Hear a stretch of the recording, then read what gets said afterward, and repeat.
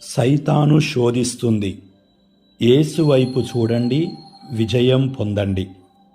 క్రీస్తునందు ప్రియులారా, ఈ లోక ప్రయాణం శోధనలలో, శ్రమలలో సాగుతుంది.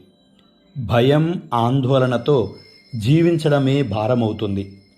ఆలోచనలు లేని తొందరపాటు నిర్ణయాలతో నిరుత్సాహానికి, ఆవేశానికి దారితీస్తున్నాయి.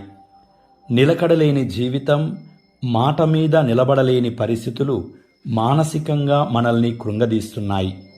తపస్సు కాలంలో మన పరుగును కాస్త ఆపి మన జీవితాన్ని పునఃపరిశీలించుకోవాలి. శోధనలలో, శ్రమలలో కృంగిపోక, నిరుత్సాహపడక యేసు వైపు చూడాలి. ఆశాభావంతో ముందుకు నడవగలగాలి.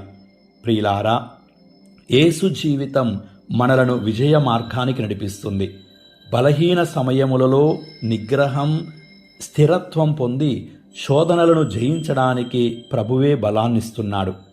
శోధనలకు, శ్రమలకు గురి అయినప్పుడు విశ్వాసము కోల్పోని వ్యక్తి ధన్యుడు. పరీక్ష యందు అతడు ఉత్తీర్ణుడగుటచే అతనికి జీవ కిరీటము ప్రసాదింపబడుతుంది. అందుకే శోధనలంటే భయపడాల్సిన పని లేదు, నిరాశ చెందనవసరం లేదు. యేసు శోధనలను జయించాడు, శ్రమలను భరించాడు, విజయం పొందాడు. ప్రియులారా, మన బలహీనతలలో ప్రభువే మనకు సహాయంగా ఉంటారు. పవిత్రాత్మ ప్రభువు మనకు సహాయంగా ఉండి బలపరుస్తాడు. దేవుడు మనకు అప్పగించిన పనిని చేయడంలో యేసుకు ఎదురైన శోధనలు నేడు మనము ఎదుర్కొంటున్నాము కదా. మనల్ని దారి తప్పించేలా శోధనలు వస్తున్నాయా?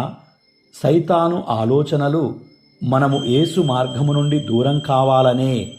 అందుకే మనకు ఈ లోకాన్ని, ఈ లోక అందాలు, ఆకర్షణలు సైతాను చూపుచున్నాడు. అవి మన కంటికి ఆకర్షణీయంగా ఉండి అదే మార్గంలో వెళ్ళి మనము పాపానికి బానిసలం కాగలిగేలా చేస్తున్నాడు. ప్రియులారా, శ్రమ అనిపించినా యేసు మార్గమునే కోరుకుందాం. ఇరుకుగా ఉన్న దేవుని వైపే చూద్దాం. ఆపదలో ఆయన మనల్ని చేయి విడువడు. తన దూతలకు ఆజ్ఞ ఇచ్చి మనల్ని రక్షిస్తాడు. మనకు శోధనలు వస్తున్నాయంటే మన విశ్వాసానికి పరీక్ష మొదలైందని గుర్తించండి. ఈ పరీక్షలు యేసు నీ వెంట ఉన్నాడని నీవు గుర్తించేలా చేస్తున్నాయి. ప్రియులారా, దేవుని నమ్మండి, మోసపోకండి.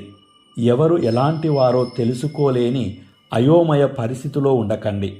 ప్రియులారా, దేవుడు మనకిచ్చిన స్వేచ్ఛను దైవ ప్రణాళికను నెరవేర్చడానికే ఉపయోగించుకుందాం. దేవుని